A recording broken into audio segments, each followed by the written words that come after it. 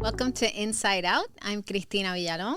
I'm Ricardo Álvarez-Díaz, the husband. I always say the same thing. By the way, before we begin, can I say something? Yes, please. I got a couple messages from friends of mine asking me if I only have one shirt, and I want. Well, he has the same shirt in all colors. Well, what happens is that I have. Well, for example, I have the same shirt, the same color 3 times. So it's not that I don't shower, or it's not that I don't like to wear the same shirt. It's just that you have a uniform. It's easier for me to just grab the same thing over and over and over. I know. And I never really thought about it. It's the Steve Jobs. Yeah, but don't methodology. Sure, but I don't look up to Steve Jobs at all. No, but if you wear the same thing every day, then that's one less decision that you need to make a day, and you get decision fatigue. It's a real thing. Well, I'm glad you said that. I didn't think about it that deeply. I just don't like to wear too many things. Besides, the other thing is that if you go to our walk-in closet, I have no space. Oh, God. Because when we designed our house, she decided to take over the whole walk-in closet, and I have no space for me. You don't have that much stuff. You don't need that much space. Well, even if I did have more stuff, it wouldn't fit because you've taken over everything. So what happened is I had left him with like 3 or 4 drawers, and they were empty for 2 years. And after 2 years, I'm like, I guess he doesn't need them. I'll take them over. Well, and then when I did, he got upset because I was taking them over. Because that was the only space I had. But it was empty. Anyway, the point is that I apologize if you guys think that I don't shower. I promise you I do shower, and I wear more than one shirt. It's just that I have the same one in many colors. That being said, thank you. Why don't we get started? How about we get started? Okay, so we've also have gotten some notes from people saying that even though they appreciate some of our advice, it's also important to hear many of our mistakes. Yeah, absolutely, and our experiences. Correct, because that's how, in your opinion, what happens when you make mistakes? Failure is the first attempt in learning. Okay, there you go. So it's not that we want to focus all on the negative things, but the truth is that we see whatever you call it, failures or mistakes, as a very positive thing, because it's really what you do with it and how you learn from it that really just basically makes who you are. It's the quickest way to learn. It's the quickest way to learn. Sometimes it's problematic because it can affect other people too, and you have to be careful. But at the same time, we can tell you that the things that I've learned the most in my life is actually through people's experiences that are not ideal, and at the same time, our own experiences that we've learned that were not, in the eyes of maybe other people, great things to happen, but in our opinion, helped us grow and helped us, become better at everything. Yeah. So people, work, anything like that. So we're going to focus on that. And the thing that not only the notes that we got from some people, the other thing that brought this to mind is that, as you may remember, maybe 10 years ago, I was on an AIA convention. I think it was in Florida. And they had a presentation that was basically called something in the line of how to develop your own firm or how to grow your firm or something like that. And I was very interested because I wanted to learn through people's experiences how we could basically improve, right? Right. But I was very disappointed because when I got there were 3 people speaking. One had I think it was a 2-people firm, another one maybe 10 people, and then the other one was maybe 50 people. So there were different scales. But they were not vulnerable at all. I mean, they didn't tell us anything about how they got clients, their struggles, nothing. It was all about basically showcasing their talents, how successful they were. They were showcasing their work. And to be fair, I mean, I wasn't interested in looking at their work. I was interested in actually going to a lecture that was announced in a certain way. And when I got there, it wasn't what I was expecting. And the thing that also stuck with me is that there was a fellow who was, talking, and someone asked him, how do you get clients? And he answered, well, I've never had to look for clients because they look for me. And I was like, "Ah," I mean, sorry, buddy, if you ever hear I call this. BS. Well, I mean, maybe that was his experience. What I'm saying is that is not a useful learning experience if you really want to become a mentor and try to help people to grow. I mean, it's like people come to me. I am Moses. I mean, it's like, it's not necessarily something I was able to connect with.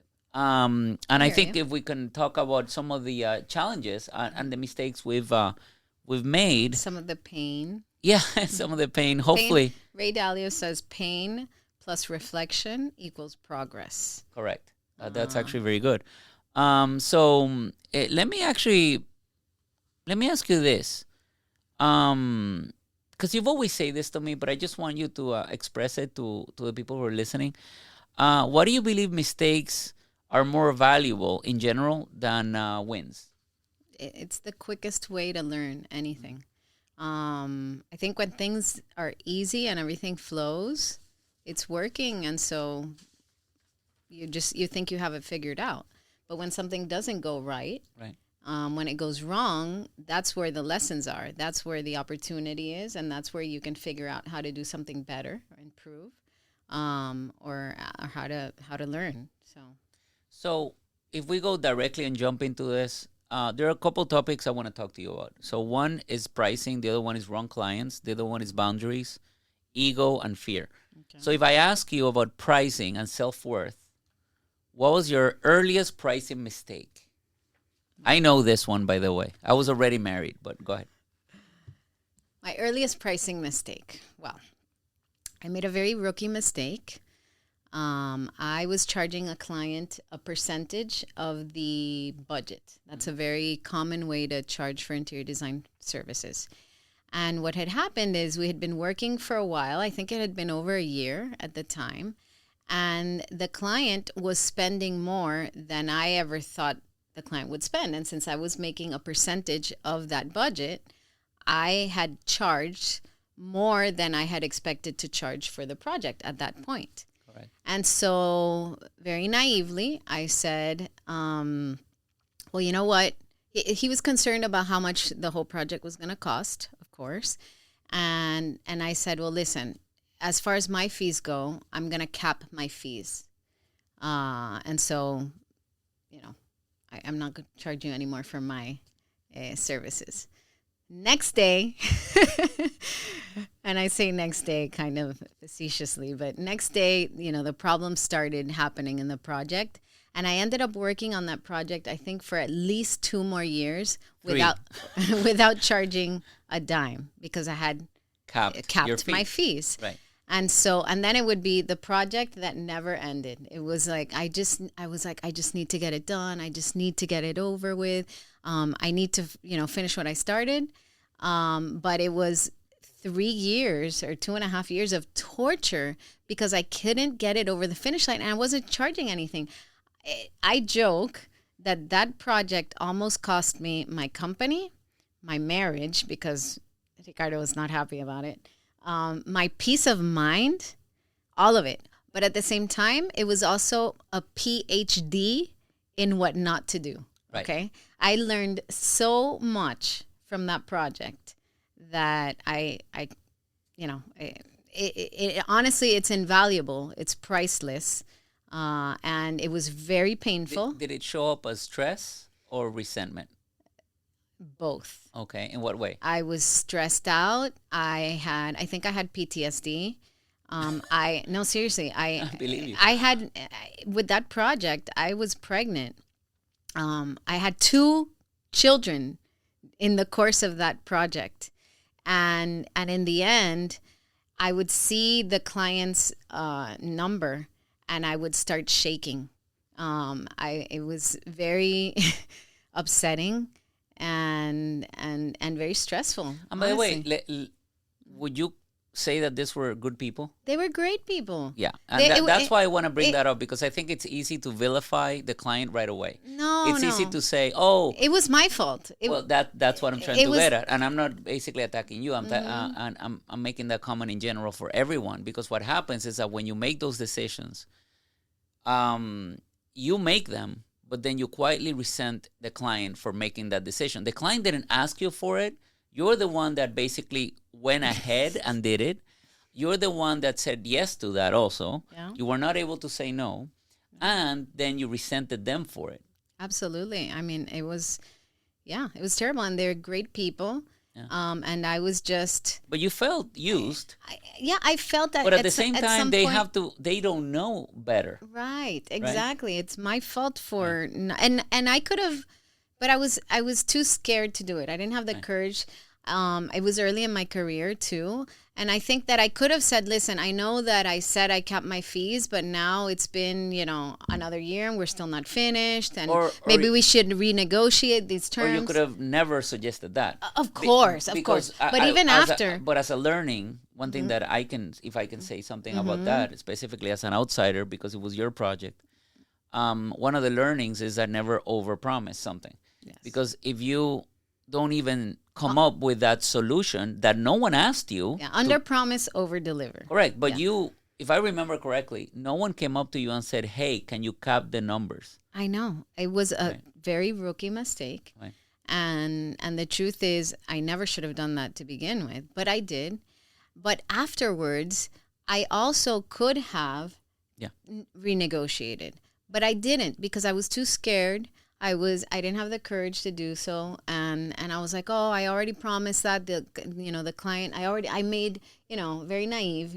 I gave him my word. I said that this is what I was gonna do. It shows up in one of the topics that I mentioned, which is fear. Yeah, it's fear, and I think lack of self-worth because I wasn't valuing my time, my energy, my effort, and I was. Just saying, I'm just gonna do this. I'm gonna follow through. I'm gonna finish it. But I was very stressed. I was very resentful. I was arguing with you a lot because you were upset with me, rightfully so.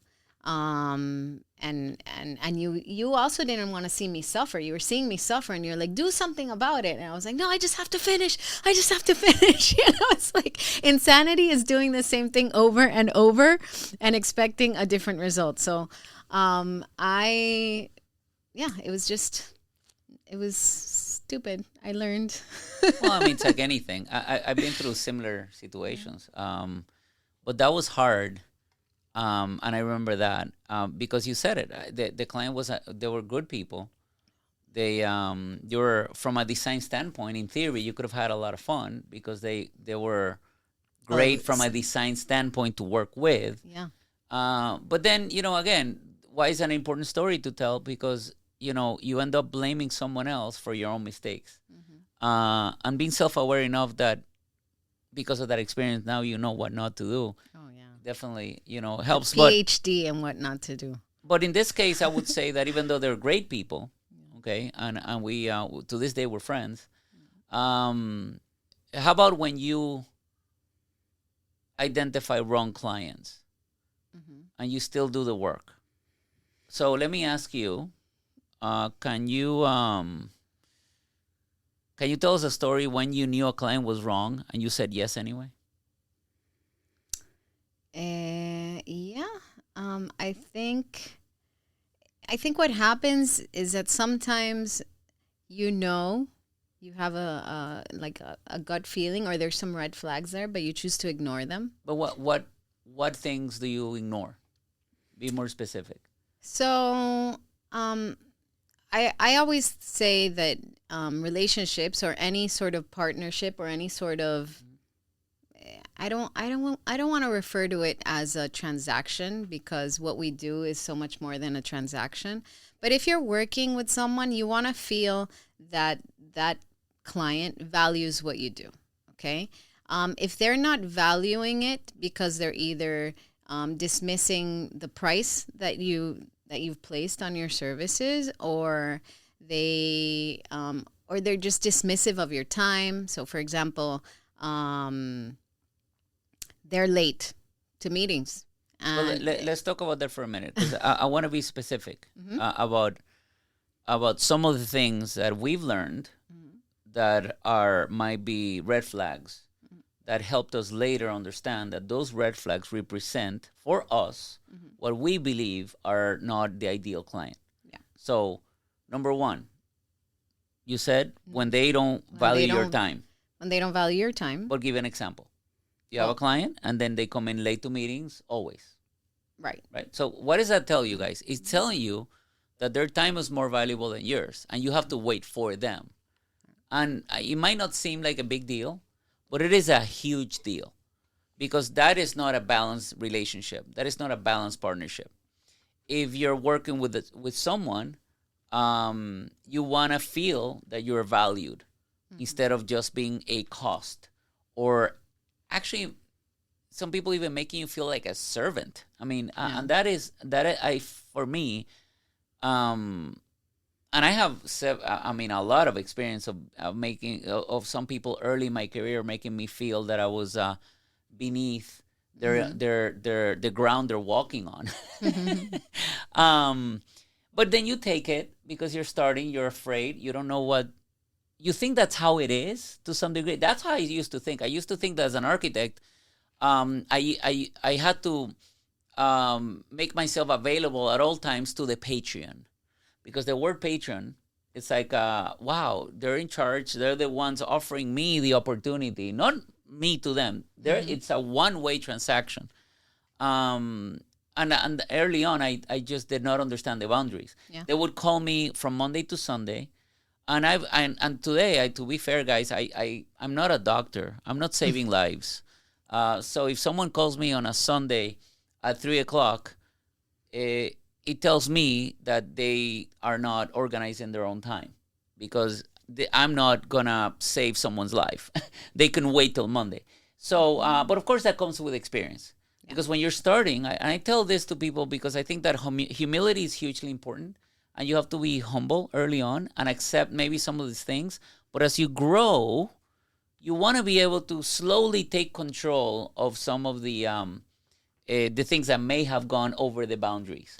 And, I've mentioned before that talk that I attended from Kimberly Seldon about the business of design. And one of the things that she said that stuck with me was that we train our clients. We basically train them in how this is going to work. So if you are answering calls at all hours of the day, you're training the client to contact you at any hour of the day. Now, if you set, clients are reasonable, and if you let them know ahead of time, okay, this is how we work together, this is what you can expect, you can reach me during these business hours, and this is what you can expect, etc. If you set your boundaries, right. But at the same time, there's ways to do it. Right. And I would recommend anyone not to basically on the first meeting say, by the way, you'd never call me on a Sunday. I mean, that's not the way. No, you know what I mean. But there's. By the way, I wasn't. Just to be clear, I wasn't saying that. I know exactly that you weren't saying that. But what I'm basically trying to explain, because I have seen there's a balance, and I will try to explain what I'm trying to get at. You don't necessarily have on the first meeting set all the boundaries of how you're going to do business, because in a way you're doing exactly what they do, which is, this is my way. I'm the architect, I'm the interior design, and either you do it the way I want it or I won't choose you as a client.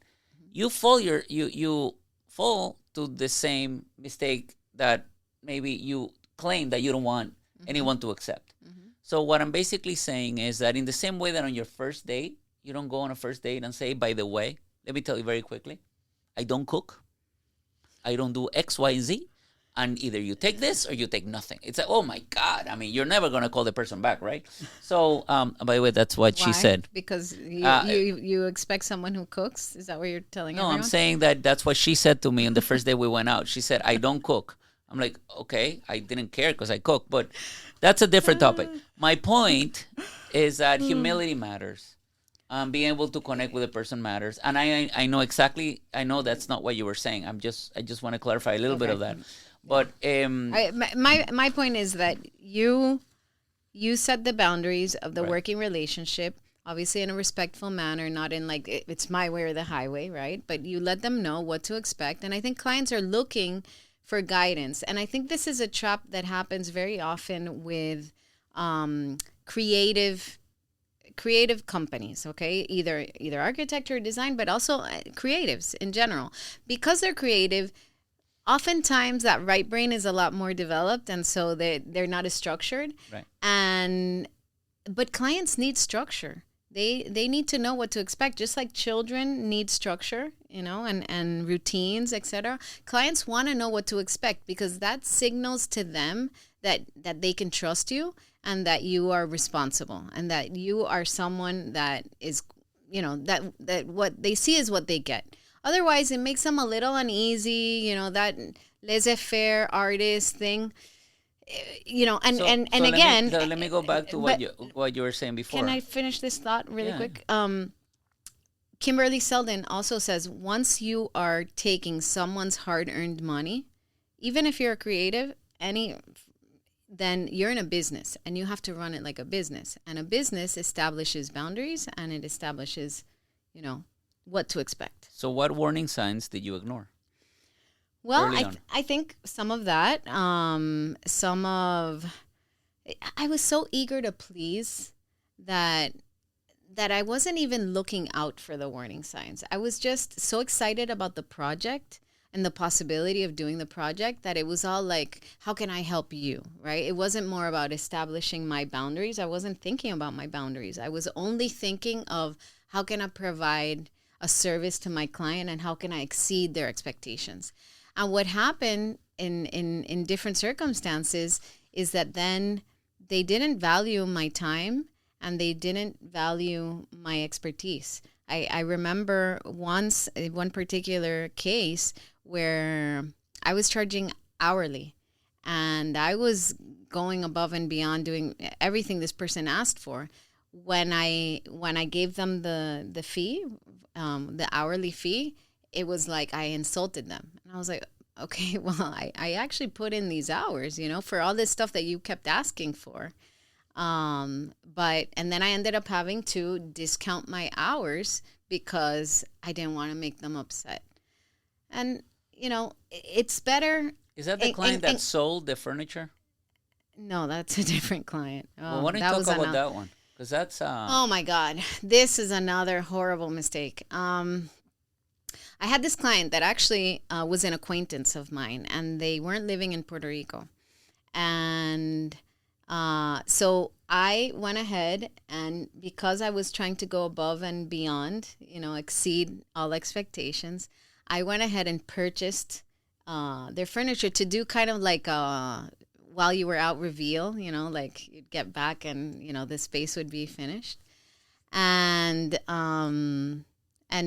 long story short, I did that, and the person arrived, and I didn't hear back from them. And so I wrote them like, hey, did you like it? I was so excited to see their, how they would react. I was expecting them to be like, thank you so much. It's awesome. The person did not get back to me. And then a few weeks later, they contact me, and they're like, listen, I want to return this. And I'm like, whoa, wait a minute. I think it was a month later, actually. And I'm like, okay, wait a second. First of all, you didn't give me feedback as soon as you saw this stuff. You waited a month to give me this feedback. You've been using these furnishings that you didn't even pay for, because I paid it all myself. You actually owe me for all this furniture, and I can't go back to the suppliers now a month later and say, I'm going to return this stuff. So we have a problem, Ricardo was going to kill me. And kill you. And, again, I was naive. It was an acquaintance, and I trusted. And, yeah, it was a very, I'm not going to use a bad word, but crappy happened? situation. What happened with the furniture? Do you remember? I do. Tell me, what happened with the furniture? She sold all the furniture and kept the money. I think I blocked that out. Yes, and it was great. So basically, I mean, by the way, this is the terrible stories. But I guess the point of this is that I think everyone goes through many of the stuff, and it's more or less the same. I mean, not what I do want to, make sure everyone understands that sometimes we also get entitled, and we tend to blame other people. Like, oh, it's the client sucks, or oh, that project was not good to begin with.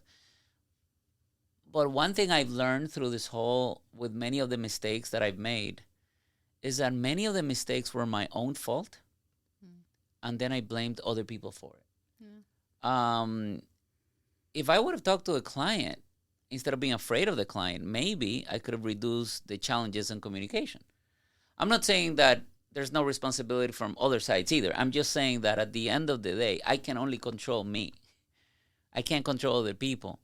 And you can control, or I can control my boundaries and what I'm willing to do. I didn't have to pay for all that furniture myself. And you control the way you price yourself. You control the way that you slowly begin to develop some self-worth.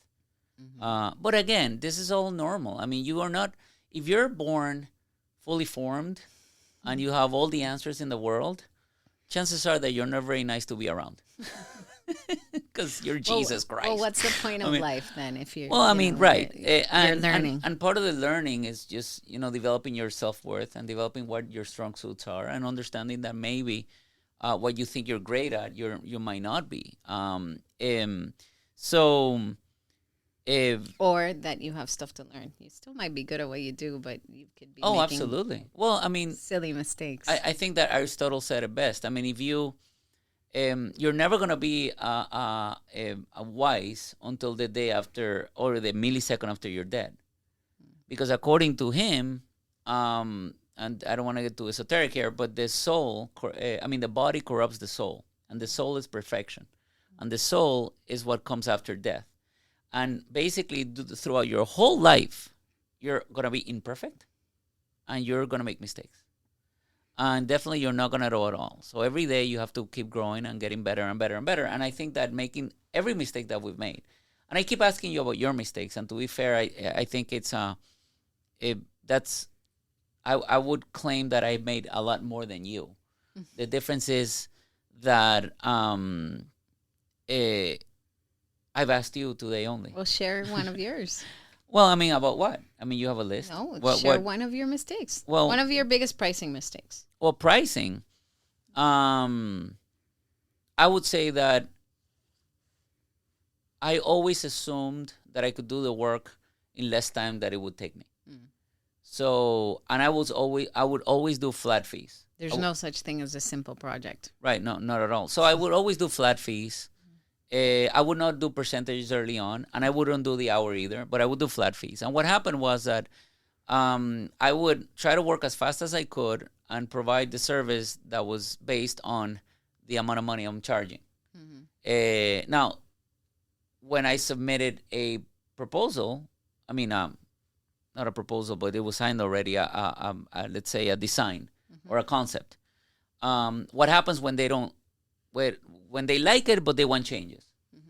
Well, you have to tell them, there's change order. You have to. There has to be a change order because I only provide one, like it or not. I mean, that created some challenges, and this is early on when I was only doing remodeling jobs and terraces and pools and whatever. So I learned the importance of actually phasing things out. But what would you do? Would you? I would charge at the end. But would you charge on the changes or just assume the changes? Well, early on, I would assume the changes because I didn't know that it was I could charge more for that. I had no idea. And it goes back to a lot of the things that we talked about that, we're never trained in anything but design.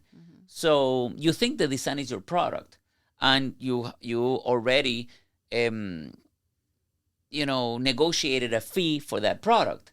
And because I am cheap, I always put myself in the other person's position. And if I go to a store and I'm going to buy this bottle and it costs $2, that's the cost.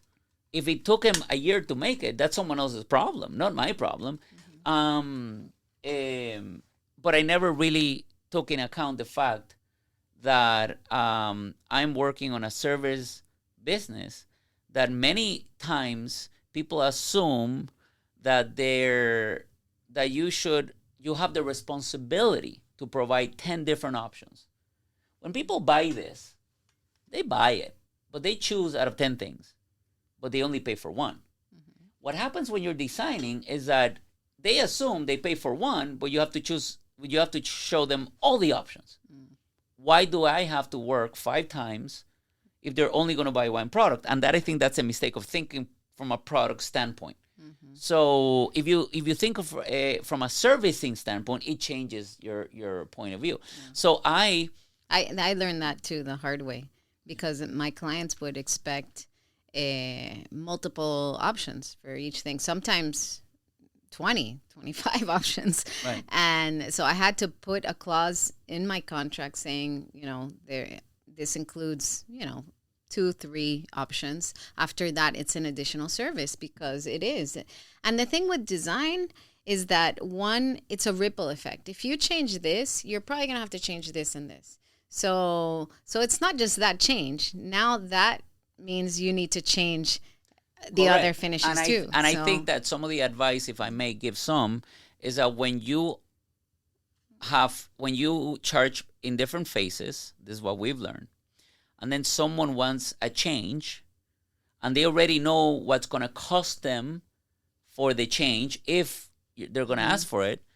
My experience is that they don't ask for any changes, because they realize, whoa, wait, if I ask for 10 changes, they're going to charge me 10 times. Yeah. And it's like anything else. If you go to a restaurant and you buy for $15 a piece of steak, and they bring it, that's it.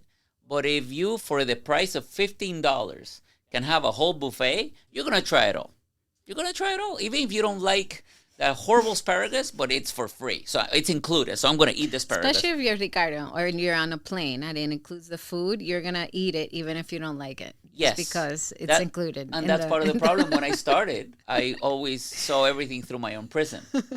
So that's why. But that's the bottom line. So if you say that for a flat fee, you're able to eat the whole buffet, people are going to try it all.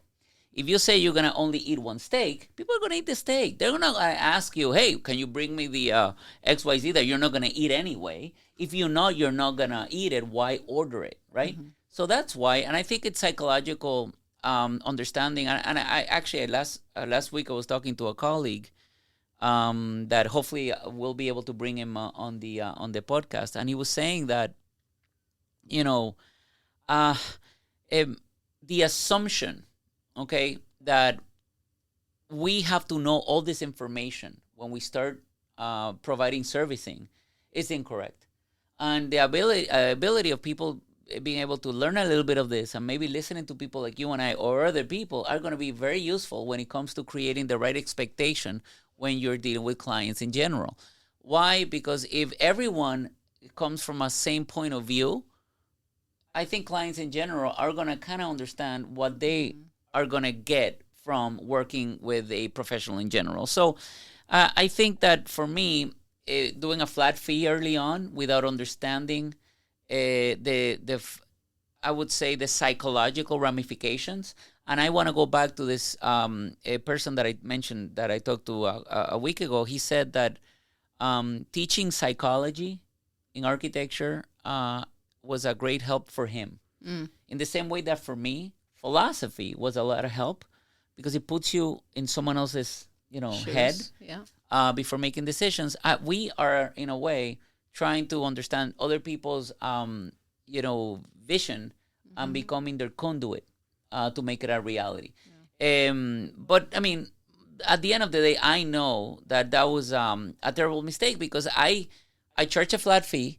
I was always in a hurry because I needed to finish it. Most of the people were like, this guy doesn't even want to have a beer. I'm like, no, because I want to leave. Because every time I sit with you is 5 minutes that I'm not spending on the next project that I need to finish in order for me to actually survive, not thrive. Yeah. So that was a big mistake early on. But I would say that all of them reshaped our perspective on our leadership. I know that we're coming to an end today, but what we should do is have a second part and talk a little bit more about some of the mistakes. And if you guys feel comfortable, just DM us if you don't want to do it directly and tell us some of the mistakes you've made. And then we'll bring them up and maybe we could give you some recommendations based on what we've already learned. But on next month's podcast, we'll be able to continue some of the mistakes we've made. and Lessons learned. yeah, and what we learned from them, Yeah. which is a lot, a lot.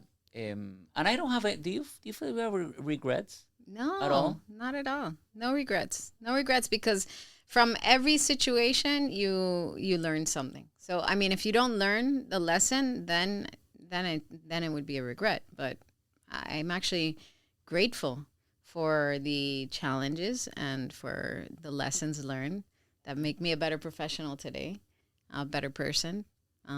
Just yeah, no regrets. I Do you have regrets? I don't, not at all. Uh, then again, we're different people. I tend to kind of forget and move on. You know how I am, Mm-hmm. because I don't like spending energy or time on things that I can't do anything about. Right. So the way I see anything is, okay, that happened. What can I do next time around so I can minimize that? I'm not assuming that it's gonna stop, but at least minimize that, um, and not have to relive that. I will say that I don't remember the negativity of the experience, Mm-hmm. because it kind of just goes away. You know that I don't stay mad long. I mean, Mm-hmm. but what I do remember is not the negativity of it, but the way it made me feel. It's Maya Angelou. Right? What do you mean? Says people will forget everything, but they won't forget the way you made them feel. I don't forget that, and I sadly remember how people made me feel, especially when I was starting my career, because I didn't like the way I felt, and it wasn't because of ego. But I will say this: what it did help me, and this is where that's one of the reasons I have no regrets, is that it forced me to try to remember, if I'm ever in that situation again, how am I going to treat that other person? Because we all go through moments of stress, and maybe we get frustrated and so forth. But mistreating people is something that, because I still remember the feeling when I was mistreated. I try to be very intentional about minimizing that, because I know how it feels. Because words matter, and they do hurt. But I feel like you, that I have no regrets, and in a way, looking back, as you get older too, you realize that pain doesn't last. It just goes away. Today's gonna be weird, but tomorrow's gonna be fine, and then the next day you're gonna forget about it. So instead of acting reactively, out of like ego, fear, or anything, just be patient. Pause. Pause. Pause before you react. Correct. And don't send that email. Or have your spouse check the email before you send it. Exactly. Exactly. So, but hopefully All we'll right. be back We'll be in back. 3.5 weeks, and then we'll Yeah. be able to continue some of the questions. So thank you so much for listening. Yeah, and remember that transformation begins from the inside out. We'll see you next time. Thank you.